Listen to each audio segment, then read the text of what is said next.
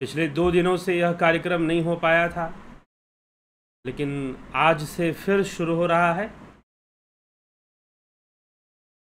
कुछ व्यवधान और व्यस्तता के कारण बीच बीच में कभी कभी कार्यक्रम आपको नहीं मिलता है, लेकिन कुछ दिनों बाद फिर से प्रतिदिन की भांति यह शुरू हो जाएगा। तो आइए चलते हैं आज के विषय पर। आज का जो विषय है, दूसरी दुनिया का रहस्य, टू वर्ल्ड थ्योरी, और एक गुफा का रहस्य। दूसरी दुनिया के इस रहस्य को वैसे तो हमारे कई शास्त्रों में इसका वर्णन मिलता है, इसकी बातें मिलती हैं, लेकिन आज जो हम चर्चा शुरू करेंगे और इस विषय को थोड़ा समझने का प्रयास करेंगे, वह पाश्चात्य दर्शन पे करेंगे, अर्थात वेस्टर्न फिलॉसफी पे करेंगे।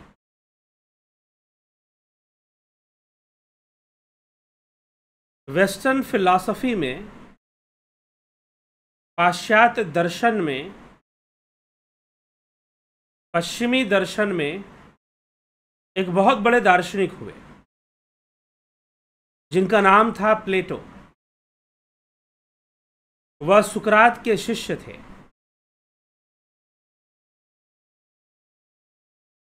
तो दर्शन के क्षेत्र में उनका नाम बहुत बड़ा है। दर्शन के क्षेत्र मतलब फिलॉसफी के क्षेत्र में उनका नाम बहुत बड़ा है।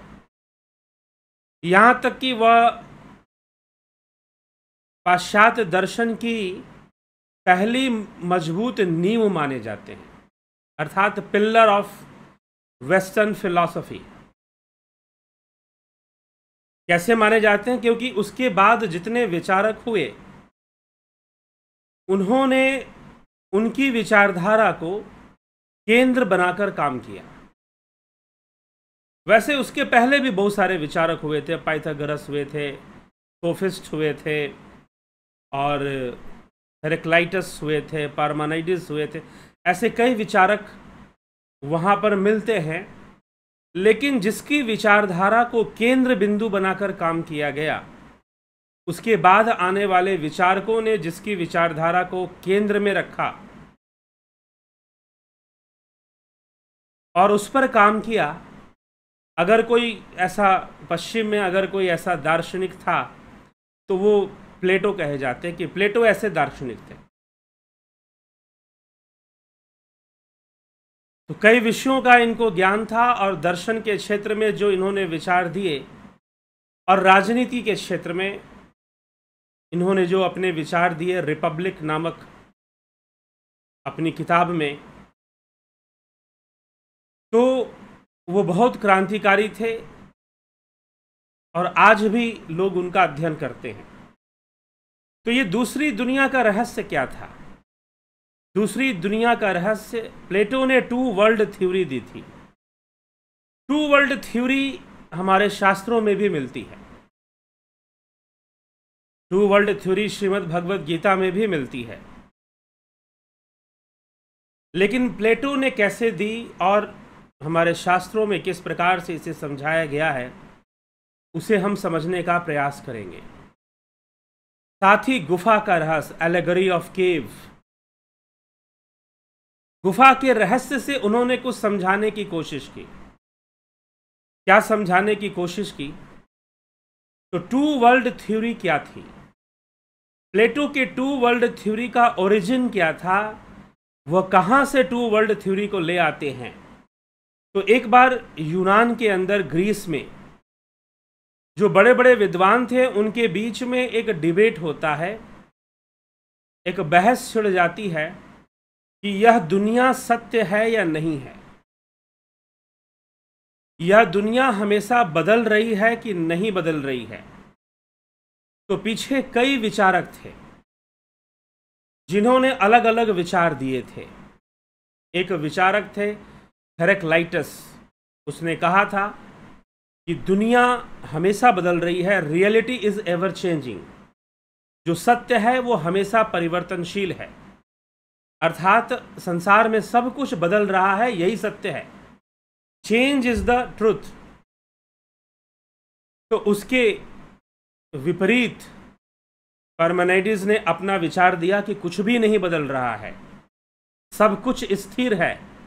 जो भी बदलता हुआ दिखाई दे रहा है वह एक भ्रम जाल है, इल्यूजन है। The changing world is illusion, illusion of your senses. आपकी इंद्रियों का माया जाल है, भ्रम जाल है कि आप दुनिया को बदलते हुए देख रहे हैं, लेकिन जो परम सत्य है वो कभी नहीं बदलता। So reality is not changing. जो सत्य है वो कभी नहीं बदलता। और उस अपने सत्य को उसने बीइंग के नाम से कहा कि this is a being, the real being, absolute reality.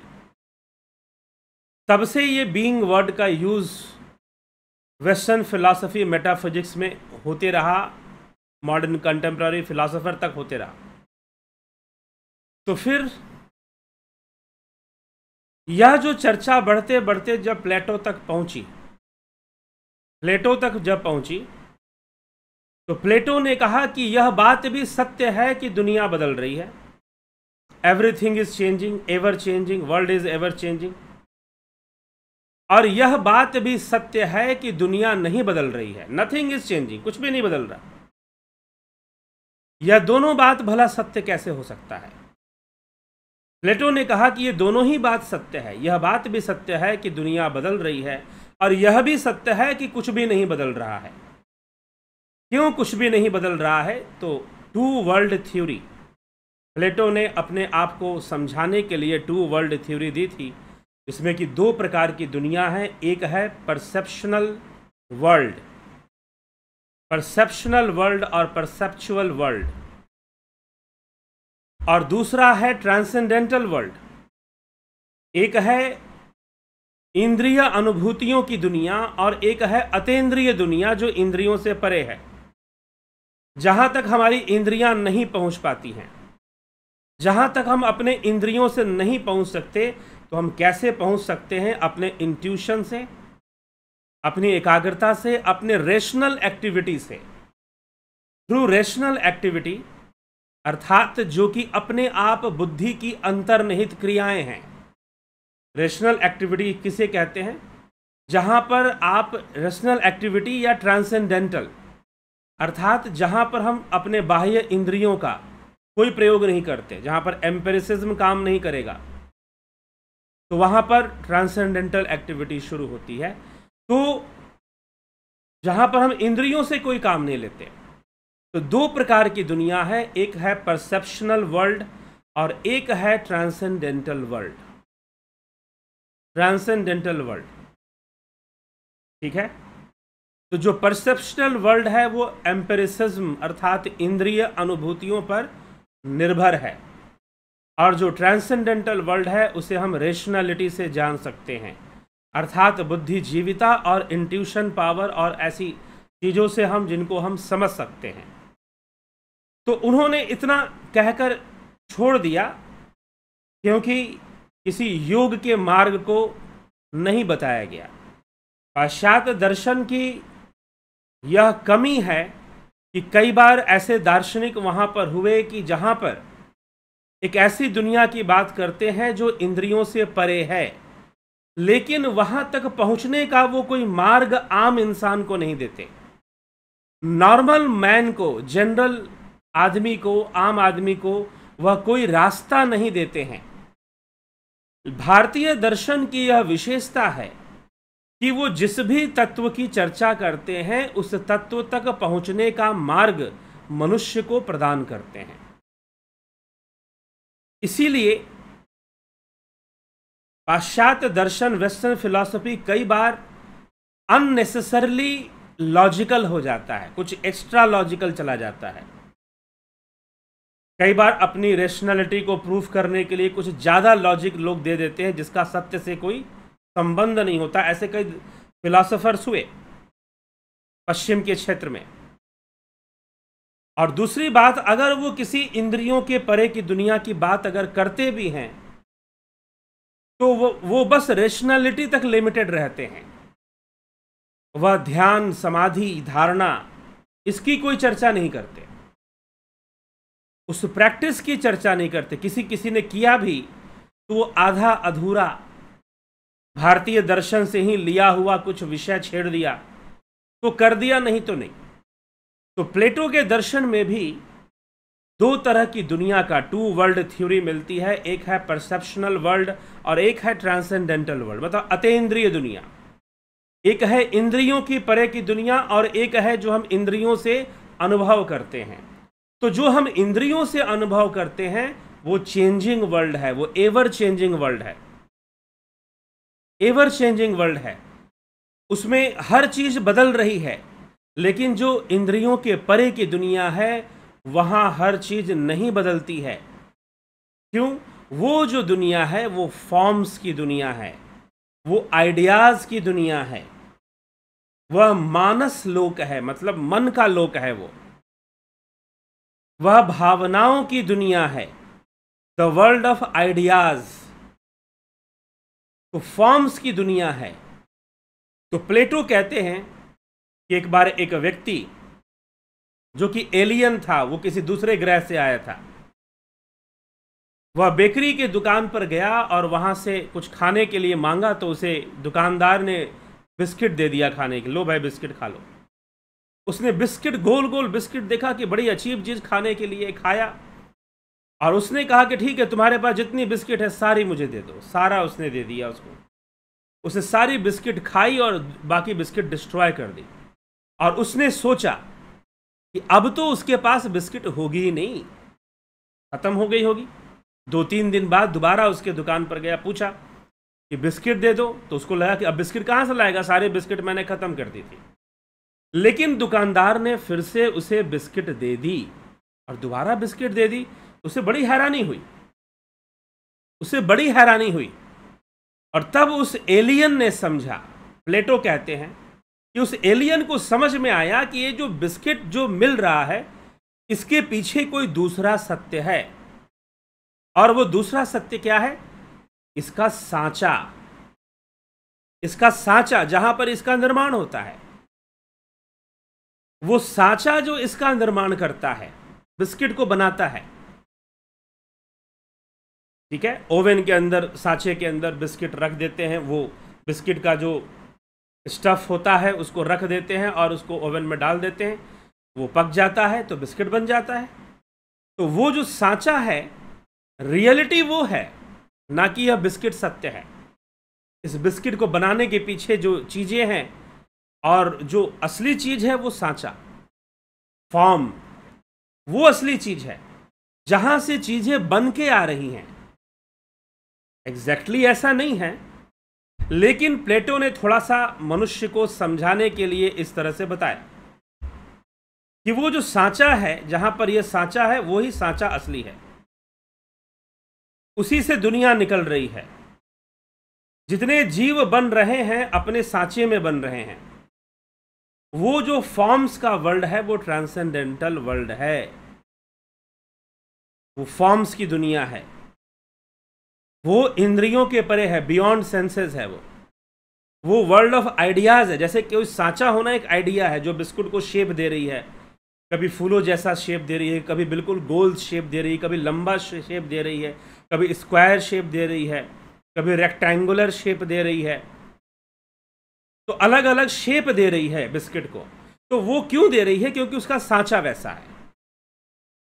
तो एलियन को लगता है कि इसके पीछे सच्चाई कुछ और है, इसके पास इसका सांचा है, तभी ये बार बार क्रिएट कर रहा है। तो जो अतेंद्रिय दुनिया है, जो ट्रांसेंडेंटल वर्ल्ड है, वो फॉर्म्स का वर्ल्ड है, वो सांचे की दुनिया है। वहां पर इसीलिए अतेंद्रिय दुनिया में सूक्ष्म शरीर रहता है और यह सूक्ष्म शरीर ही स्थूल शरीर को धारण करता है। अब हम भारतीय परंपरा में आ जाएं तो भारतीय परंपरा क्या कहती है?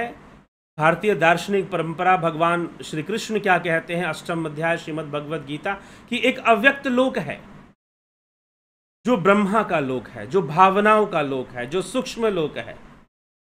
भावनाएं कभी नहीं मरती, मतलब आइडियाज नेवर डाई।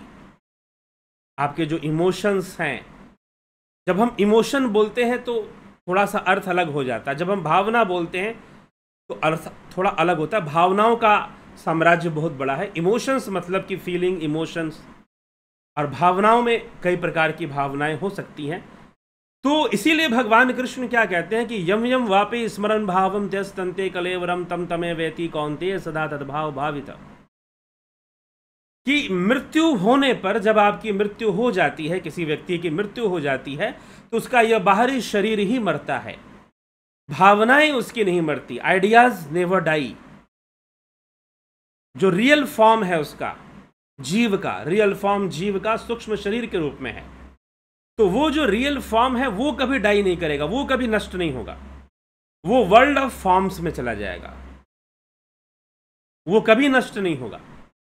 फिर अपने इच्छा अनुसार, अपने कर्म संस्कारों के अनुसार फिर से वो स्थूल शरीर धारण करेगा। तो वर्ल्ड ऑफ फॉर्म्स, जो ट्रांसेंडेंटल वर्ल्ड है प्लेटो का, तो two world theory, transcendental world and perceptual world, तो जो ट्रांसेंडेंटल वर्ल्ड है उसमें चला जाएगा। लेकिन अब प्लेटो ने जो व्याख्या की वो सीमित व्याख्या की। यहां एक ट्रांसेंडेंटल वर्ल्ड है, वो फॉर्म्स का वर्ल्ड है, रियल जो फॉर्म है वो वहां पर है, और ये जो शरीर हम देख रहे हैं बाहर में, जो शरीर है वो उस फॉर्म के कारण है। जैसे बिस्किट है, बिस्किट का आकार, बिस्किट का वह आकार निश्चित नहीं है, वो तो सांचे के कारण है। जैसा सांचा है वैसे बिस्किट का आकार बन गया है। वैसे ही जो, जैसे सांचे की दुनिया अलग है, वह बिस्किट नहीं है, वैसे ही फॉर्म्स का जो वर्ल्ड है वो अलग है। Two world theory. अब ये टू वर्ल्ड थ्योरी जो है, इसी पर, इस टू वर्ल्ड थ्योरी को लेकर मिडिवियल फिलॉसफी, मॉडर्न फिलॉसफी और एंड तक कंटेम्पररी फिलॉसफर तक इसको डिस्कस करते हैं कि ये टू वर्ल्ड थ्योरी क्या है। इस टू वर्ल्ड थ्योरी का बेस्ड पर माइंड बॉडी ड्यूअलिज्म को डिस्कस किया जाता है। मन और शरीर के बीच रिश्ता कैसा है, मन और शरीर दोनों एक साथ कैसे काम कर रहे हैं, क्या ये दो अलग अलग चीजें हैं? जी हां, वेस्टर्न फिलॉसफर्स, ज्यादातर फिलॉसफर के अनुसार ये दो अलग अलग चीजें हैं। मन, हां, कुछ फिलॉसफर्स ऐसे हैं जो कहते हैं कि नहीं, मन बॉडी का ही एक पार्ट है जो विकसित हो गया है साइकोलॉजिकली, लेकिन ज्यादातर फिलॉसफर मानते हैं दो अलग अलग एंटिटी है, दो अलग अलग चीजें हैं ये। इन दोनों का कॉन्जुगेशन होता है। किसी ने कहा, डेकार्टिस, जर्मन फिलॉसफर रेने डेकार्टिस ने कहा कि इनका कॉन्जुगेशन होता है पीनियल ग्लैंड में। मैथमेटिशियन था एक, उसने कहा कि नहीं, पैरेललिज्म चलता है। पैरेललिज्म जैसे कि दो रेलवे ट्रैक हैं, गाड़ी के पहिए हैं, पैरेलल होती हैं, एक साथ मिलके चलती हैं। लिबनिज ने कहा कि नहीं, सिंक्रोनाइजेशन होता है, माइंड बॉडी का सिंक्रोनाइजेशन होता है, सिंक्रोनाइज होती हैं, जैसे कि हमारे फोन के अंदर ईमेल आईडी सिंक्रोनाइज होती है और ये सारी चीजें सिंक्रोनाइज होती हैं। तो ये सब चीजें सिंक्रोनाइज होती हैं। तो माइंड और बॉडी कैसे काम करता है, ये जो ट्रांसेंडेंटल वर्ल्ड है और ये जो इंद्रियों की दुनिया है, वो दोनों एक दूसरे से कैसे जुड़े हुए हैं, कैसे बंधन में हैं। तो इस ट्रांसेंडेंटल वर्ल्ड को प्लेटो ने समझाया पहली बार, और यह दुनिया, ये दोनों गलत नहीं है। अब सत्य क्या है, सत्य और असत्य क्या है? तो प्लेटो कहते हैं कि जो इंद्रियों की दुनिया है, it seems to be real, यह सत्य प्रतीत होता है लेकिन है नहीं। जो इंद्रियों की दुनिया है, जो परसेप्शनल वर्ल्ड है, प्रत्यक्ष परसेप्शन, जो प्रत्यक्ष है, डायरेक्ट परसेप्शन, हमारे सेंसरी परसेप्शन में जो दुनिया है, वह जो है क्या है, it seems to be real, मतलब कि यह सत्य प्रतीत होता है लेकिन यह सत्य है नहीं। जो असली सत्य है वो ट्रांसेंडेंटल वर्ल्ड है, वो अतीन्द्रिय दुनिया है, वो वास्तव में वो सत्य है। वहां से चीजें आ रही हैं, वहां से, अगर हम अब भारतीय दर्शन में प्रवेश कर जाएं, श्रीमद् भगवद गीता में, तो वहां से सुख दुख आ रहा है।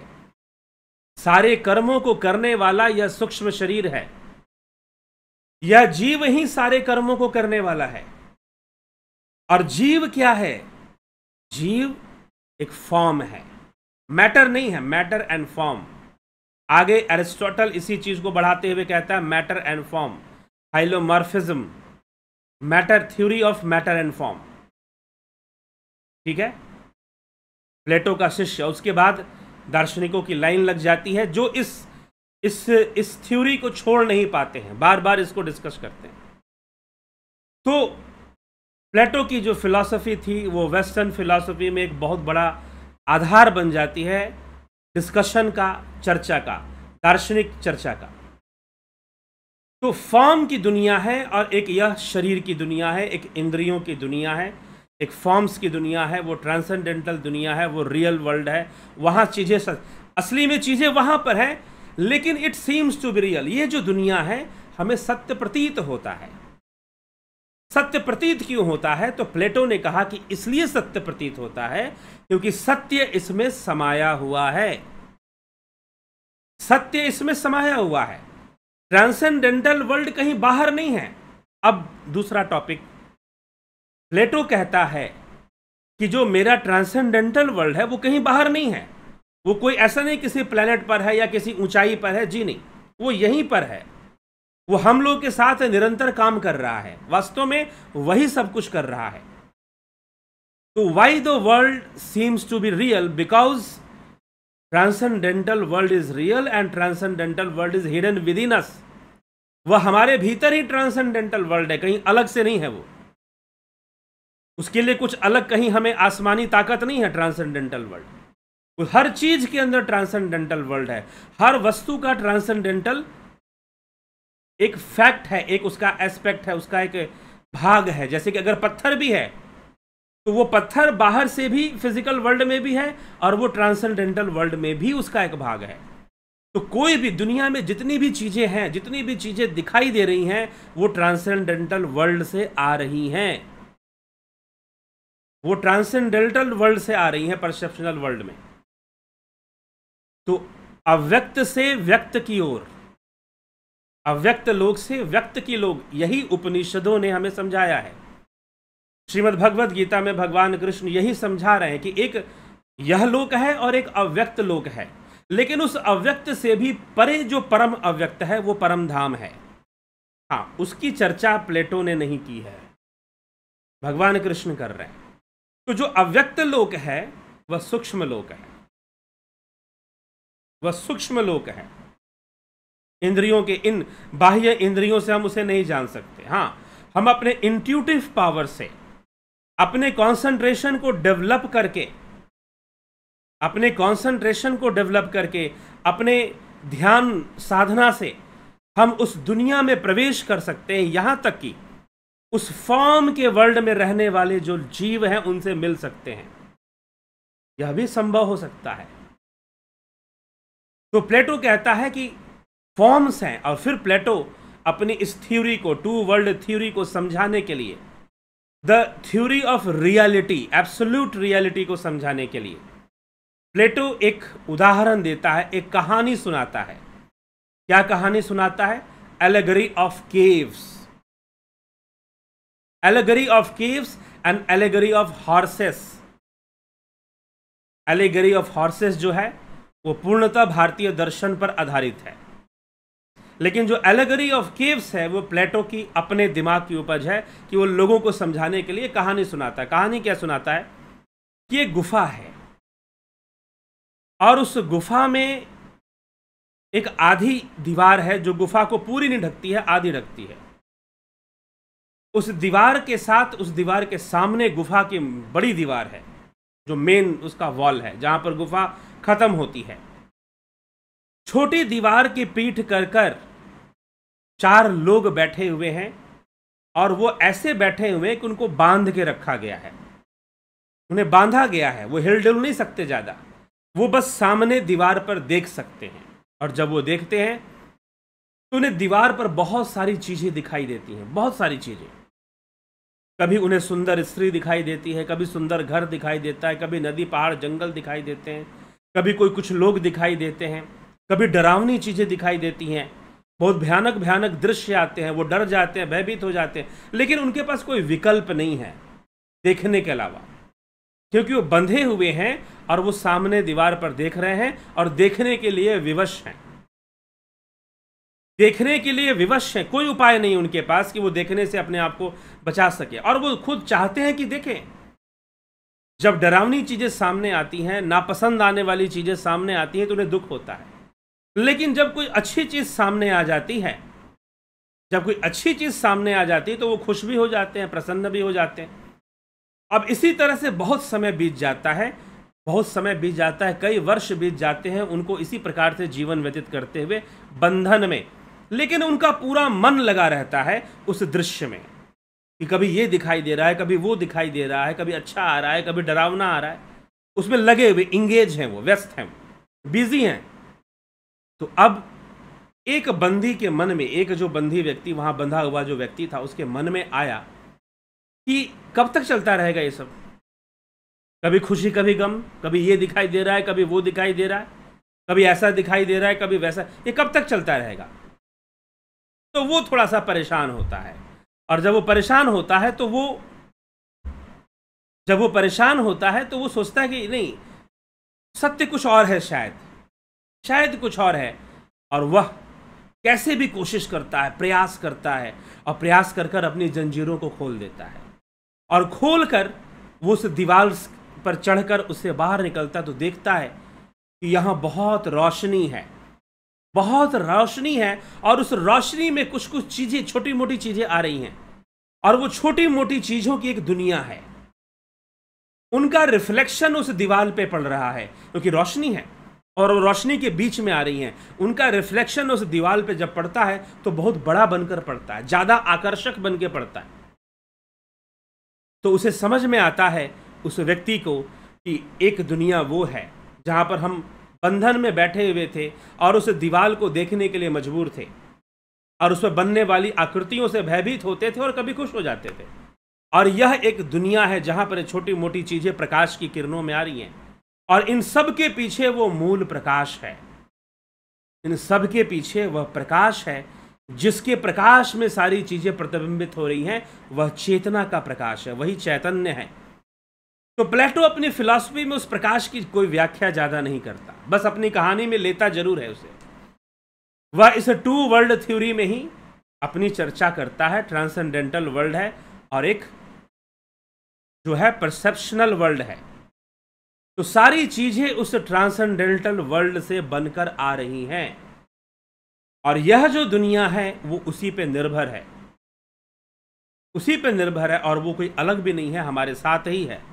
लेकिन हम, प्लेटो से जब पूछा गया कि हम ट्रांसेंडेंटल वर्ल्ड को अच्छे से कैसे जानेंगे, तो उन्होंने कहा कि through rational activity, through intuition, rational activity, चिंतन, गहन चिंतन, मनन, आइडियाज, ना कि, तो ये अंतर हो जाता है।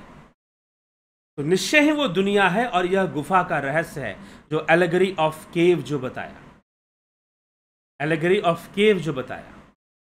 तो इस प्रकार से प्लेटो का दर्शन हमें टू वर्ल्ड थ्योरी को समझाता है, और जब हम इसे श्रीमद् भगवद गीता से समझते हैं तो इसमें बहुत सारी बातें जुड़ती हैं। क्या जुड़ती हैं?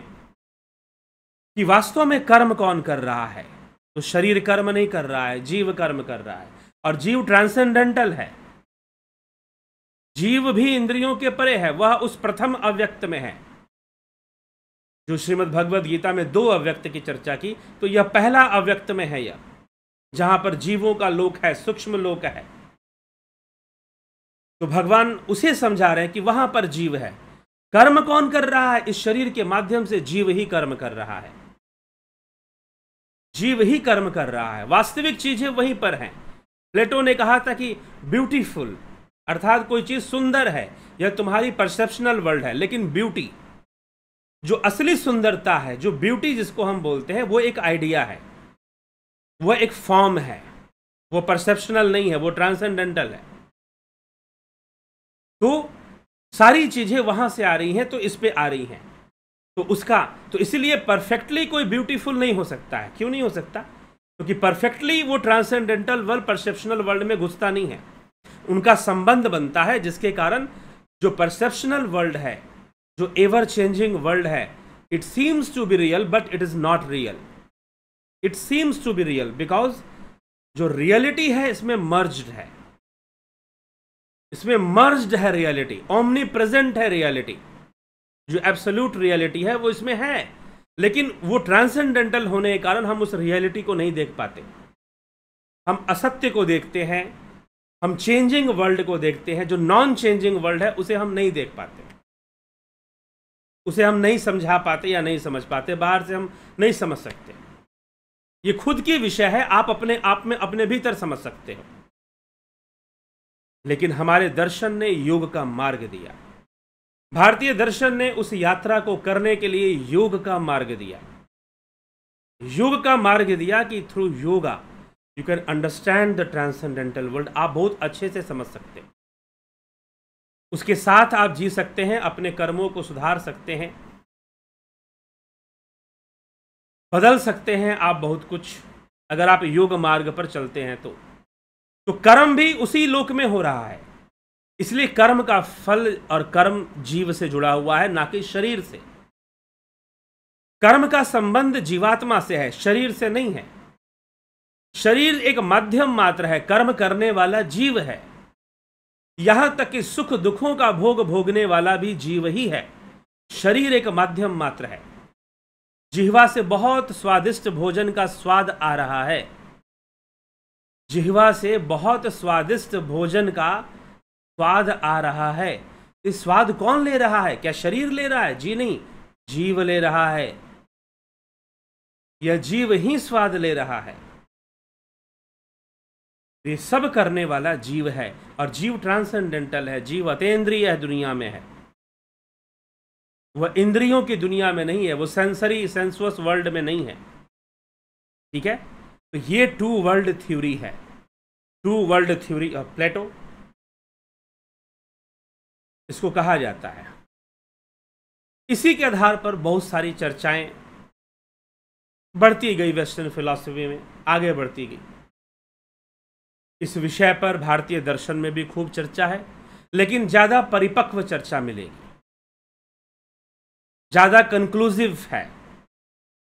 तो इसी के साथ अभी आज की चर्चा को विराम देंगे, और जो है हम आपके कमेंट्स को भी देखेंगे।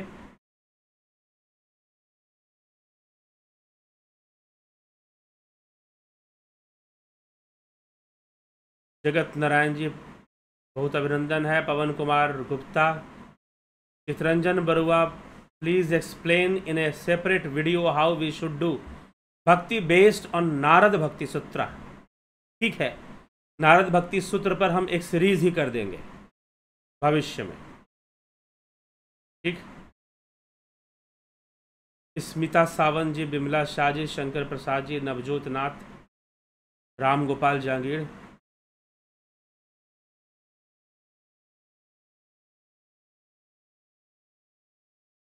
ठीक है। एक तो प्रसाद हम भंडारा में लेकर खाते हैं, गुरु जी का दिया हुआ होता है, वो प्रसाद अच्छा लगता है। चलिए ठीक है। शिखर शर्मा, उषा श्रीवास्तव जी, अवनी प्रधान जी, विनोद के सूत, श्वेता राय सिन्हा जी, बहुत अभिनंदन है।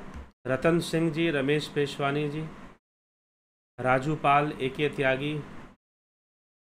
Ruplal Vishwakarma, Ashok Goyal, Ajit Aparajit, Shweta Kumari, Asha Rani, Sunidhi Pathak, Govind Prasad Neema, Biku Kuchadiya, Rachna RK, Lakhindra Ram, Aman Kakkar ji, study with Avnish, Avdhesh Kumar, Satish Kumar ji, Arjan Bhai Chauhan जी, अंकुश यादव।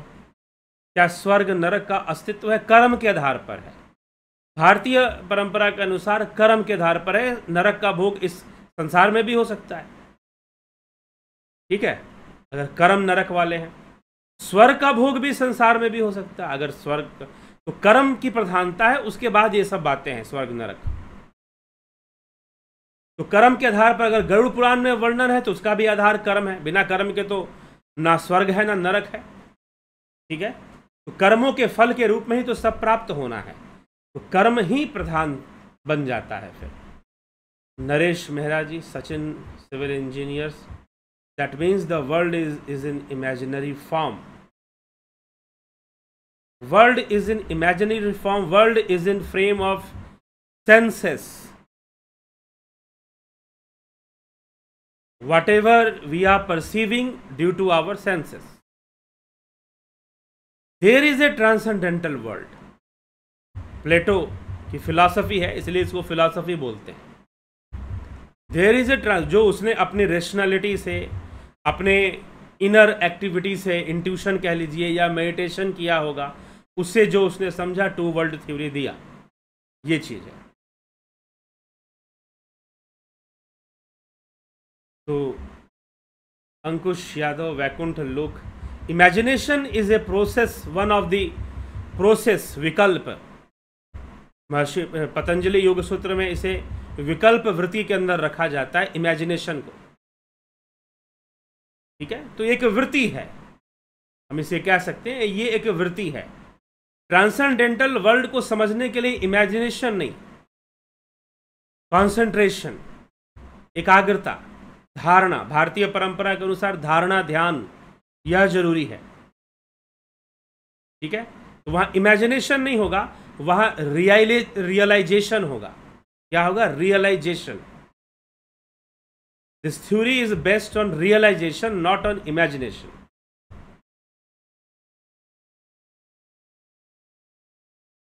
अंकुश यादव, ब्रह्मर्षि प्रणव, मनीष यादव जी, कलेंद्र सेठ, ब्रह्मर्षि प्रणव, बलवंत सिंह गोहिल, श्वेता राय सिन्हा जी, बहुत अभिनंदन है। कलेंद्र सेठ, मैन और जीव का रहस्य क्या है? अभी तो वही चर्चा हो रही थी। ठीक, heaven and hell are separate worlds or state of mind. Yes, it is the state of mind, but transcendental because mind is also transcendental. State of mind हम कह सकते हैं। क्यों? भगवान कृष्ण ने क्या कहा? यम यम भावम स्मरण भाव, यम यम वेति स्मरण भावम त्यस्तन्ते कलेवरम। जिस जिस भावना में आप देह का त्याग करोगे, यह देह मरेगा, वो भावना नहीं मरेगी। आप उसी भाव को प्राप्त हो जाओगे। यम यम वापे स्मरण भावम त्यस्तन्ते कलेवरम तम तमे वेति कौन्तेय सदा तद्भाव भावित। आपकी जो भावना है, आपका जो मेंटल स्टेट है, that will not die. This is also accepted by the father of American psychology, William James. Father of American psychology William James ने भी ये फाइनली एक्सेप्ट कर लिया था, पहले एक्सेप्ट नहीं होता था। उनके जीवन की एक घटना है, William James, father of American psychology, उनकी जीवन की एक घटना है कि उनका जो बड़ा बेटा था वो जल्दी मर गया था, उसकी डेथ हो गई थी, यंग एज में ही उसकी डेथ हो गई थी। लेकिन कभी कभी ऐसा उनको लगता था कि जैसे उनका बेटा आकर उनसे बातें करता है, उनका बेटा जो है आकर उनसे बातें करता है। बहुत रोचक कहानी, ये सब बातें मैं बता चुका हूं पीछे के वीडियोस में। पैरानॉर्मलिज्म के ऊपर जो एक सेट ऑफ वीडियो है, एक प्लेलिस्ट है पैरानॉर्मलिज्म, उसमें मैंने विलियम जेम्स के बारे में बताया है और विलियम क्रुक के बारे में भी बताया है, उनके जो पैरानॉर्मल एक्सपीरियंस थे। तो विलियम जेम्स का जो बेटा था वो कभी कभी उनसे आके बातें करता था, तो बहुत दिन तक वो समझते रहे कि ये मेरा मोह है, दिस इज माई अटैचमेंट, वो मेरे सबकॉन्शियस माइंड में है, इसलिए मुझे दिख जाता है।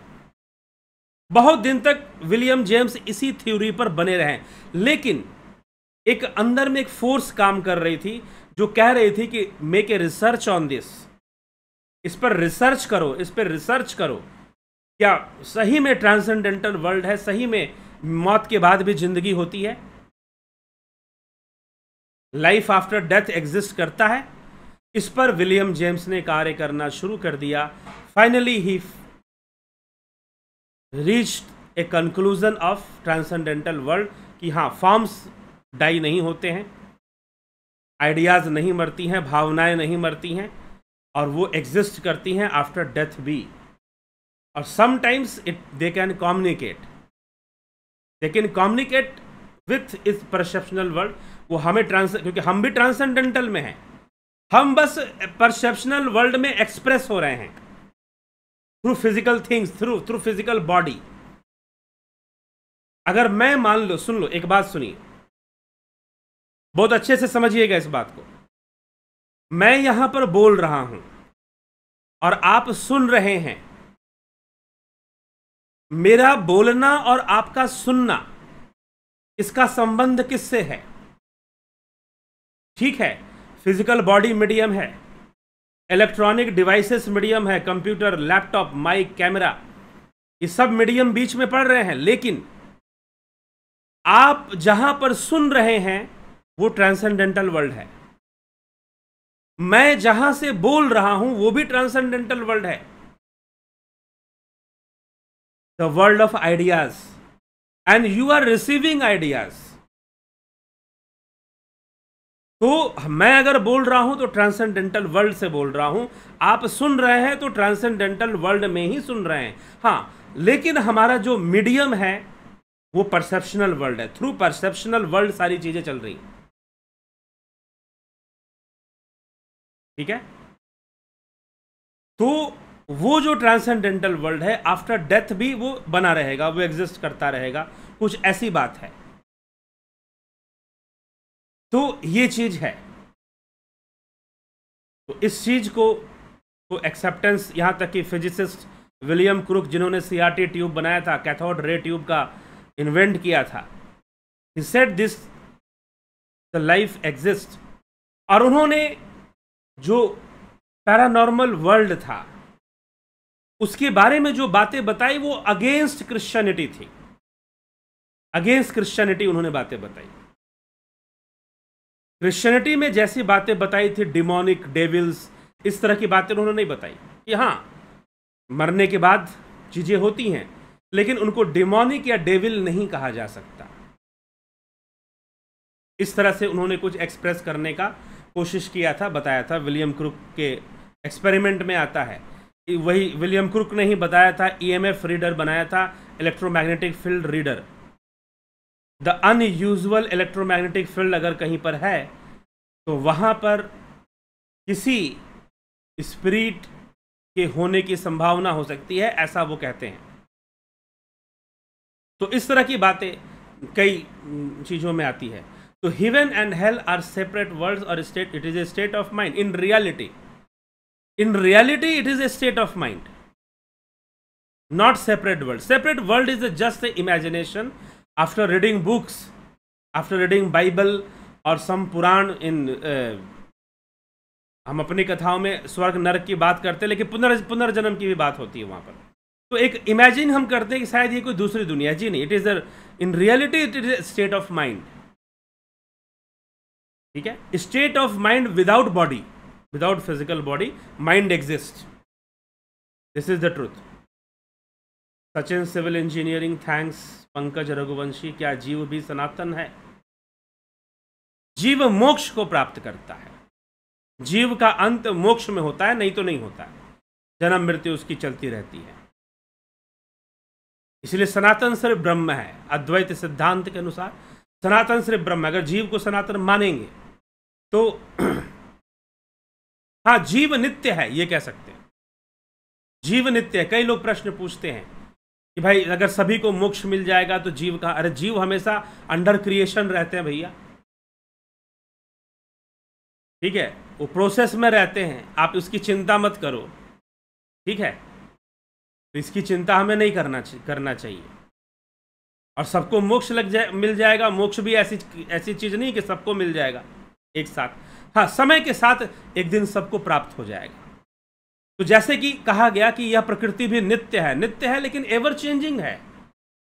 एवर चेंजिंग है। संसार में कोई चीज रहने वाली नहीं है। यह पृथ्वी भी नहीं रहने वाली, सूर्य और चांद भी नहीं रहने वाले। Everything is going towards death. इसलिए एंड ऑफ यूनिवर्स को लेकर बहुत सारी थ्योरीज हैं। हीट डेथ है, बिग क्रंच है, बिग रिप है, बिग बाउंस है। कई थ्योरीज विचारकों ने, साइंटिस्ट ने और फिलोसोफर्स ने दी है एंड ऑफ यूनिवर्स को लेकर के एक दिन होगा। ठीक है, तो हर चीज towards that change, everything changing, but the whole, in whole nature is always रहेगा। प्रकृति नित्य है, इसी तरह से जीव हमेशा रहेगा। यह कहना कि जीव नहीं रहेगा, जी नहीं। समंदर है तो समंदर की लहरें रहेंगी, अगर समंदर है तो समंदर की लहरें रहेंगी। ठीक है, तो ये चीजें हमेशा रहेंगी। तो क्या जीव भी सनातन है? जीव, एक जीव अपने आप में सनातन नहीं है, वो मोक्ष को प्राप्त करेगा, लेकिन जीव नित्य रहेंगे। Shweta Rai Sinha, sir, does non living matter also has existence in transcendental world? Yes, they have transcendental world, लेकिन ये थ्योरी थोड़ी सी क्रॉस होती है कहीं से। क्यों क्रॉस होती है? क्यों क्रॉस होती है? वो इसलिए क्रॉस हो जाती है कि all the non living thing is the perception of our senses. ठीक है, इसीलिए जो ट्रांसेंडेंटल वर्ल्ड है वो सेल्फ के रेस्पेक्ट में ज्यादा है। हमको ये मानना पड़ेगा कि जितनी भी चीजें हैं उसका भी ट्रांसेंडेंटल फॉर्म होगा। जी हां, वो भी अगर बन के आ रहा है तो कहीं ना कहीं उसका एक फॉर्म होगा जिससे कि वो बन के आ रहा है। लेकिन एक दूसरी थ्योरी है इस संदर्भ में जो कि बुद्धिज्म से आती है। बुद्धिज्म नहीं, हमारे शास्त्रों से भी आती है, बुद्धिज्म से भी आती है। और जो है, क्योंकि क्यों कहा गया, एक बात कही गई कि चेतना सर्वव्यापी है और सब कुछ चेतना के कारण है। ये संपूर्ण जगत चैतन्यमय क्यों है? क्योंकि due to consciousness everything is, every perception is coming. Something is living and something is non living. It is only possible because we can perceive. It is also a sensory perception that something is living और something is not living, non living. कुछ जीव है, कुछ निर्जीव है, यह भी आपके इंद्रियों का अनुभव मात्र है। कुछ जीव है और कुछ निर्जीव है, यह भी आपके इंद्रियों का अनुभव मात्र है। ठीक है, इसीलिए जीव के होने से, इसलिए आत्मा शब्द है, निरात्मा शब्द नहीं होता। निरात्मा शब्द नहीं होता, आत्मा शब्द होता है। इसलिए आत्मा को, कॉन्शियसनेस को क्या माना गया? ओमनी प्रेजेंट माना गया, सर्वव्यापी माना गया। आत्मा को सर्वव्यापी माना गया, इसलिए आत्मा को ब्रह्म कहा गया। क्योंकि निरात्मा नामक कोई चीज नहीं होती।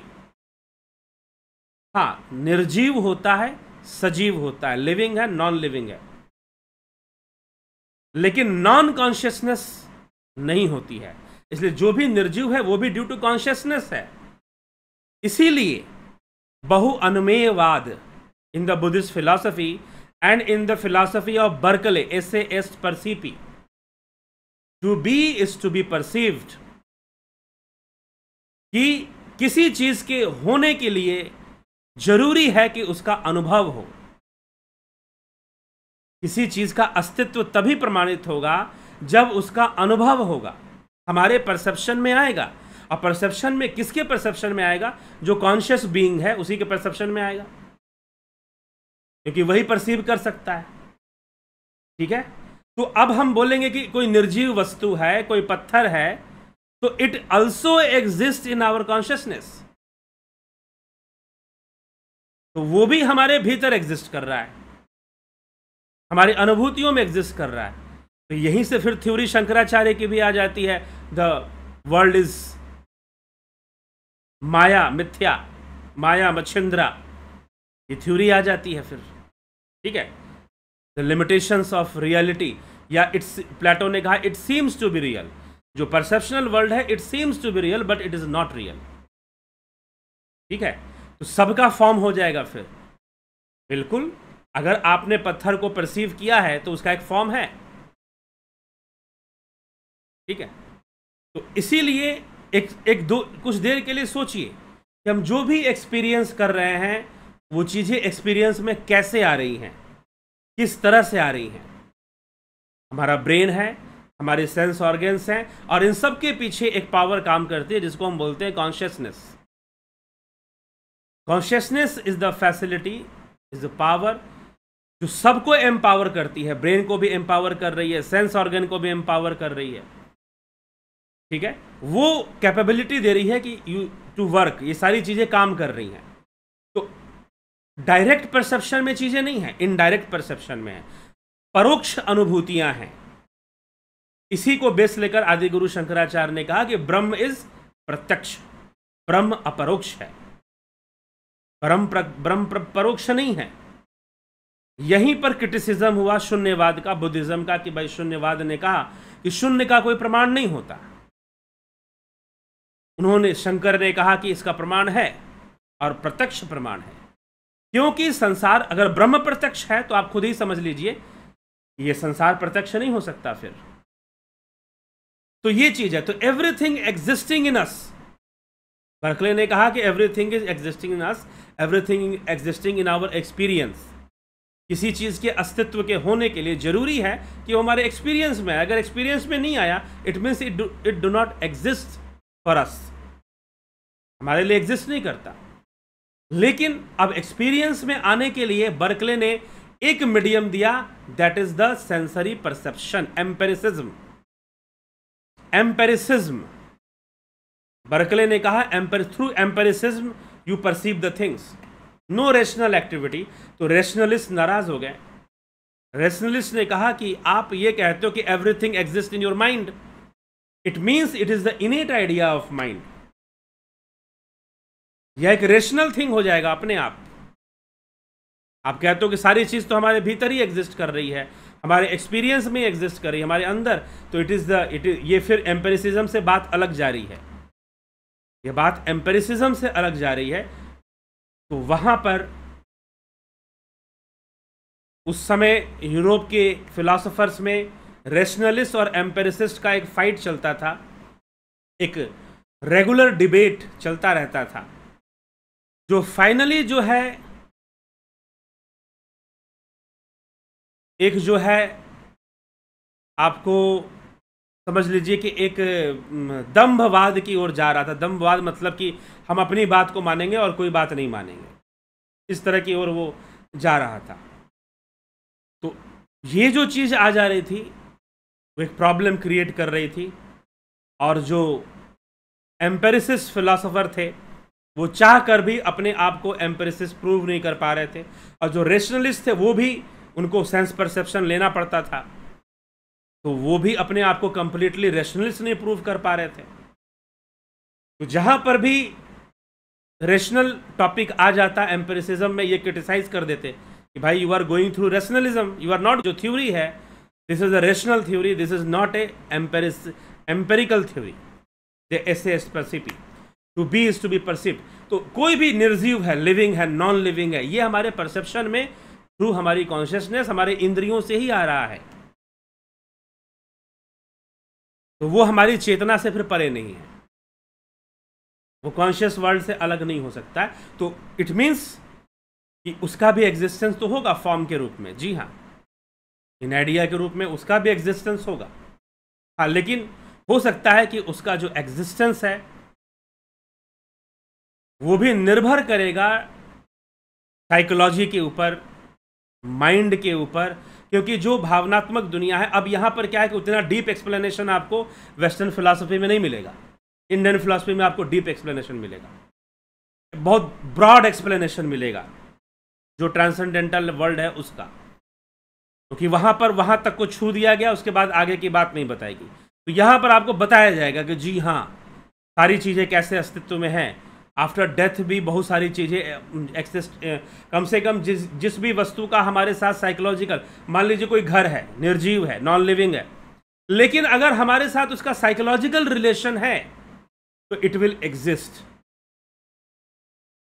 यह एग्जिस्ट करेगा। आफ्टर डेथ भी वो घर भी रहेगा, उस घर के साथ हमारा रिलेशन भी रहेगा, ये सारी चीज़ें रहेंगी और सारी चीज़ें एग्जिस्ट करेंगी। वैसे ही जो है ट्रांसेंडेंटल वर्ल्ड में भी वो एग्जिस्ट करेंगी। तो इस तरह के, क्योंकि सारी चीज़ें एक आइडिया के रूप में माना गया। जैसे मान लीजिए कि आपका घर है, your home is also an idea, it exist in your mind in the form of an idea. ठीक है, it exist in your mind in the form of an idea, ये कहा गया। तो वो आइडिया कभी मर नहीं सकता, इट विल नॉट डिस्ट्रॉय। तो आफ्टर डेथ वो घर का आइडिया भी एग्जिस्ट करता रहेगा ना। फिर तो अब जितनी भी नॉन लिविंग थिंग है जिसके साथ आपका साइकोलॉजिकल रिलेशन बन रहा है, वो एक आइडिया के फॉर्म में बन रहा है, तो दे विल एग्जिस्ट। तो वो सारी चीजें एक आइडिया के रूप में वो एग्जिस्ट, रियल जो ट्रांसेंडेंटल वर्ल्ड है वो एग्जिस्ट करता रहेगा। ठीक है, तो ये समझाने की कोशिश की गई। Sachin, civil engineer, please explain who am I. ये डिफरेंट टॉपिक है, हम कौन है इसके ऊपर पहले बहुत सारी चर्चा हो चुकी है। एक वीडियो है तुम हो कौन कहां से आए, चैनल के ऊपर है, उसको जाकर देखिए।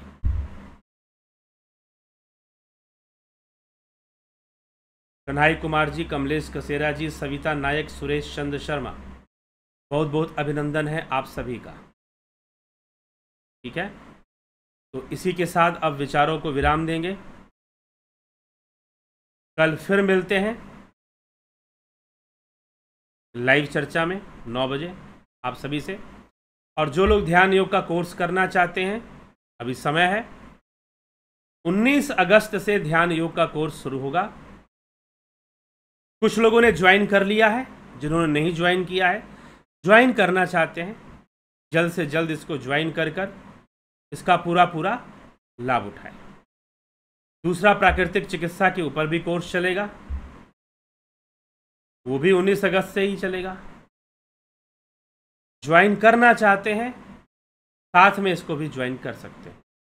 इससे संबंधित जो भी जानकारी प्राप्त करना चाहते हैं तो इस नंबर पर 9661802459 जो स्क्रीन पर आपको दिखाई दे रहा है, उस नंबर पर कांटेक्ट कर इन कोर्सेज के बारे में सारी जानकारी प्राप्त कर लें। आपको जानकारी दे दी जाएगी और उसके अनुसार आप इसका जो फी है उसे देकर आप इसे ज्वाइन कर सकते हैं। ठीक है, तो बहुत बहुत आभार आप सभी का। और इसी के साथ कार्यक्रम को विराम देते हैं। कल फिर मिलते हैं 9 बजे लाइव चर्चा में।